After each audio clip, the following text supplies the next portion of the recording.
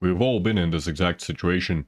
You're playing a duel against an angry Frenchman on Corrupted Keep. You score a frag in the red room and are left with 70 health. You have just enough time to pick up the light armor and make your way to the heavy. As you approach the heavy armor, you hear the faint buzz of the lightning gun. You look at your stack, 70, 150. You emerge through the teleporter with your opponent rushing towards you. You hit a direct rocket and position yourself to pick up a health bubble mid-fight, and then you fucking die! You rage quit the match, queue for another duel, and pick clutch to make your opponent miserable. But hold that thought. How did you die? A medium champion spawns with 175 total stack, 125 health, 50 armor. You were on 70, 150, 210 total stack. How was the lightning gun able to cut you down so quickly? The short answer is the number 7. The LG does 7 damage per tick, and it cannot be divided by 3, so it ends up doing more damage to health than expected. Like, that's it. That's all there is to it. You can stop watching the video now. And for all you weird folks out there, we have to start talking about how QC calculates damage. Have no armor, everything is very easy. You take the full damage to your health. If your health is 0 or less, you die. If you do have armor, it's still pretty simple. Armor absorbs 2/3 of the damage that you take. So, if you get hit by a rail, which is 90, 60 of that damage is going to go to the armor, and 30 is going to go to health. If your armor is depleted before it is able to absorb the full 2/3 of the damage, you just deduct the remainder from your health. So far so good, we're getting perfect splits. But what happens if the number is not divisible by 3? So let's take the LG example. That's 7 damage per tick. 2/3 of 7 is 4.666. Repeating, of course. Health and armor in Quake Champions is, of course, a whole number, or an integer, if you will. And you might be thinking, well, it's 4.6, so probably it should be rounded up to 5. Unfortunately, computers don't really like decimal numbers, so in this case, what we're actually doing, everything after the decimal gets shoved into a slipgate. So the damage to armor is going to be 4, and the remainder is going to be deducted from health. In this case, that's 7 minus 4 equals 3. And there you go, you have a 3 to 4 split. Not quite the 2 to 3 split that you would expect. This of course happens all the time. A direct rocket is 100 damage, 66 goes to armor, 34 goes to health. Not quite a perfect 2 to 3 split. 100 damage in a single instance is of course quite a lot. Plus minus 1 to armor or to health doesn't really matter in the long run. For the LG though, let's take a look at our previous example from Corrupted Keep. So 70 health, 150 armor, 220 total stack. 150 is of course higher than the 2 to 3 split you would normally get. So in reality, our best case scenario for absorbing damage with the armor is 140. So 10 points of the armor are going to be wasted regardless. However, with the 7 damage LG, what we're looking at is an effective stack of only 166 and 54 wasted armor.